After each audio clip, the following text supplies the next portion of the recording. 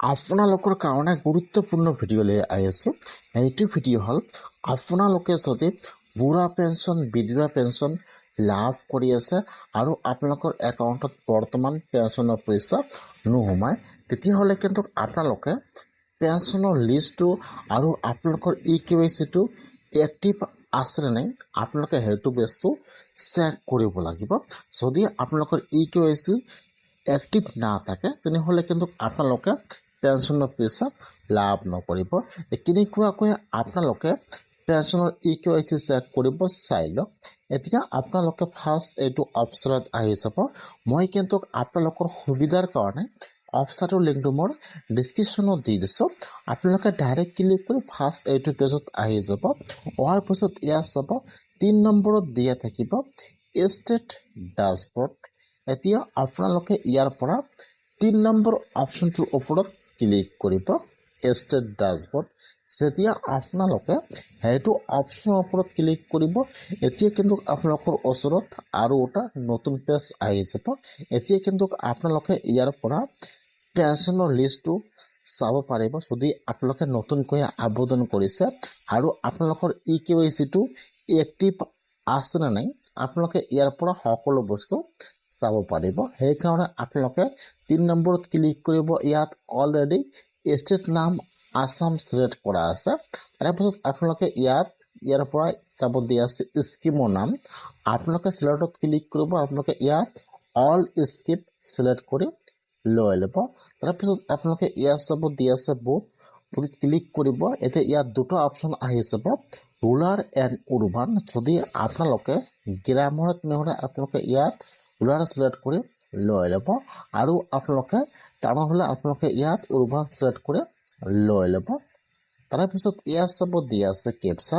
এতিয়া আপোনাৰ তাত যিটো কেপচা আহিছে, এতিয়া আপোনালোকে ইয়াত কেপচাটো বহাই দিব। কেপচাটো বহাই দি আপোনালোকে এতিয়া ছাবমিটত ক্লিক কৰিব। এতিয়া কিন্তু আপোনালোকৰ ওচৰত আৰু এটা নতুন পেজ ইয়াত অপেন হৈ যাব এনেকুৱাকৈ। এতিয়া কিন্তু ইয়াত চাব, ইয়াত আপোনালোকৰ ডিষ্ট্ৰিক্টৰ নাম আহি যাব তলত এনেকুৱাকৈ।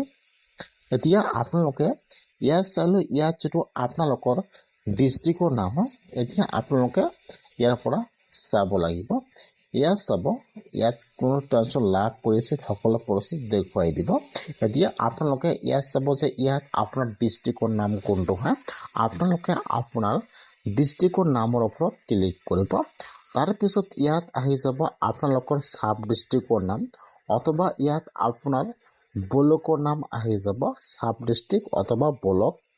এতিয়া আপোনালোকে ইয়াত চাই ল'ব যে ইয়াত আপোনাৰ ব্লকৰ নাম কোনটো হয়।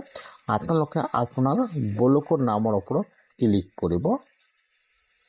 তাৰপিছত ইয়াত আহি যাব আপোনালোকৰ পঞ্চায়তৰ নাম।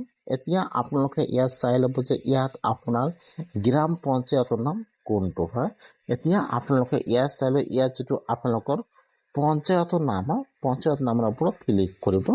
তাৰপিছত আপোনাৰ পঞ্চায়তত যিমানকেইটা পেঞ্চনৰ পইচা লাভ কৰি আছে, ইয়াত ফাৰ্ষ্ট অৰ্ডাৰ শ্বীট নম্বৰ আহি যাব। তাৰপিছত ইয়াত ফুল নেম আহি যাব এনেকৈ।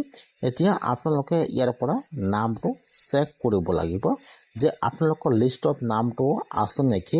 যদি আপোনালোকৰ নামটো লিষ্টত আছে, কেনেকৈ চাব যে আপোনাৰ EKYCটো এক্টিভ আছে নাই। এতিয়া আপোনালোকে নম্বৰটোৰ ওপৰত ক্লিক কৰিব। এতিয়া কিন্তু আপোনালোকৰ ওচৰত ইয়াত আপোনাৰ ডিটেইলছ সম্পূৰ্ণ আহি যাব এনেকুৱাকৈ। আৰু আপোনালোকে ইয়াত চাব লাগিব ষ্টেটাছ, ইয়াত চাব এক্টিভ, ইয়াত চাব দিয়া থাকিব এক্টিভ। যিসকলৰ এক্টিভ হৈ আছে সেইসকলৰ একাউণ্টত কিন্তু পইচা সোমাই আছে। আৰু ইয়াত যদি ডিএক্টিভ লিখা থাকে তেনেহ'লে কিন্তু আপোনালোকে আপোনাৰ পঞ্চায়তত যাই ফিংগাৰ দিব লাগিব, নহ'লে কিন্তু আপোনালোকৰ একাউণ্টত পইচা নোসোমাব। যিসকলৰ একাউণ্টত বৰ্তমান পইচা সোমোৱা নাই বা পইচা সোমোৱা বন্ধ হৈ গৈছে, সেইসকলে আজি এনেকুৱাকৈ চেক কৰক।